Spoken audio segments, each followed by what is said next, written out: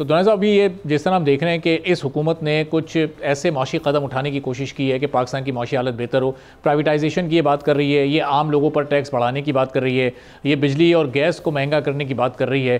تو اب long term میں تو شاید اس حکومت کے مطابق یہ چیزیں حل ہونے جا رہی ہیں، پاکستان کے معاشی چیلنجز جو ہیں، لیکن جو شارٹ ٹرم میں جو اس وقت دور حاضر ہے اس میں تو پھر ایک عام آدمی پستا جا رہا ہے۔ اس کا کوئی شارٹ ٹرم سولوشن ان حکومتوں کے پاس موجود نہیں ہوتا؟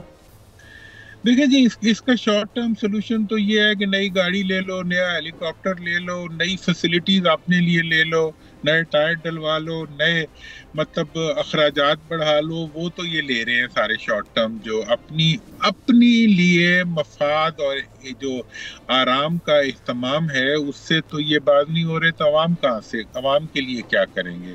اللہ کرے عوام کے لیے بھی کریں کچھ اور وہ ہو، اور یہ لانگ ٹرم جو ان کے اقدامات ہیں اس کے اندر اگر ان کے ذاتی مفادات کہیں غصہ ہے، اگر پتہ چلا کہ پرائیویٹائزیشن کے نتیجے میں خود ہی خرید رہے ہیں، اور اگر پتہ چلا کہ تمام اقدامات کے نتیجے میں جو ہے مزید ملک کو کنگال کیا جا رہا ہے، تو اس کے اثرات منفی ہوں گے۔ اگر اس سے ہٹتے ہوئے کچھ کیا گیا تو اس کے مثبت اثرات ہوں گے۔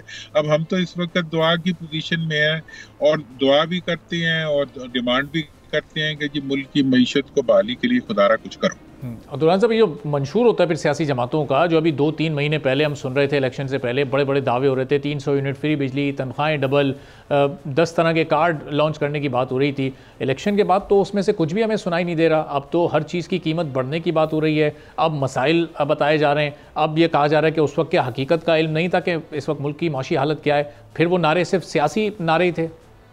یقیناً مطلب دیکھیں نا جی، ملک کو نوازنا بھی تھا، وہ نوازا بھی نہ گیا۔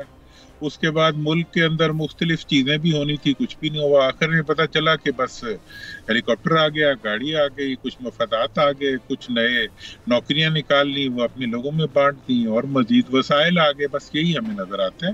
تو یہ تو پرانی تصویر ہے، پرانی مطلب وہ ہے، نئی بوتل میں ہر وہی پرانا پانی ہے جو چل رہا ہے۔ اور اب ہم یہ دیکھ کے تنگ آ گئے، ہم بھی بوڑھے ہو گئے ہیں۔ لیکن مجھے تو یہ لگتا ہے کہ ہمارا ملک تو ابھی جوان ہے، اور ہمارے عوام بھی جوان ہیں، ہمارے ووٹر بھی جوان ہیں، اور ہمارے ملک کے نوجوان، ہمارے ملک کی خواتین ایک امید کے ساتھ اس وقت چل رہے ہیں۔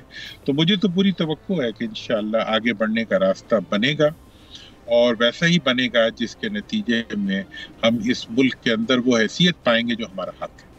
تو دونوں صاحب، اس حکومت کو اب چلنا چاہیے، اس کو اپنی مدت ابھی پوری کرنی چاہیے جن حالات میں بنی ہے۔ پھر جو اپوزیشن جماعتوں کا اس وقت ایک مطالبہ ہے کہ فوری طور پر نئے انتخابات کی طرف جائے، تو کیا ملک اب ایک اور نئے انتخابات کا فوری طور پر متعامل ہو سکتا ہے؟ پھر اب چونکہ یہ حکومت جن حالات میں بھی آئی ہے، اب اس کو چلنے دیا جائے، کم از کم اپنا یہ ٹرم تو پورا کرے۔